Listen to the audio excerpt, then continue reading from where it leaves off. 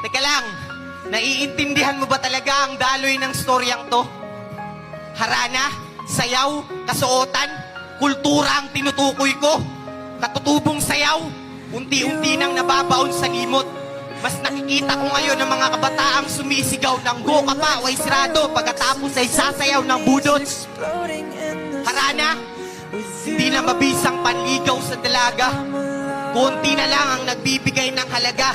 Kasi ngayon, isang ikot mo lang sa manubela, tsak magkakanobya ka na. Kasuotan, yung dating Maria Clara ay tuluyan ang nagbago. Kailangang iksihan ng bestida para humaba ang tingin sa kanya ng mga tao. Palakihan ng puwet at cleavage ang labanan para sa lipunan ay sumikat. Paano ka matatawag na dalagang Pilipina kung yung pormahan mo pang K-pop? Let's kill this love. Papatayin nyo ang pag-ibig. Mga tanga, hindi naman masama ang tumangkilik sa kultura ng iba. Ang kaso, naligaw ka. Hindi mo na alam kung saan papunta. At ang masakit dito ay tuluyan mo nang nakalimutan kung anong kulturang meron ka. Hindi ko nais mamuna.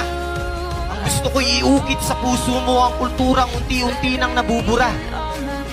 Mahal ko, ang kulturang ipinamana sa akin ng aking mga ninuno. At kailan may hinding-hindi ko ikakahiya ang yaman ng aking mga katutubo.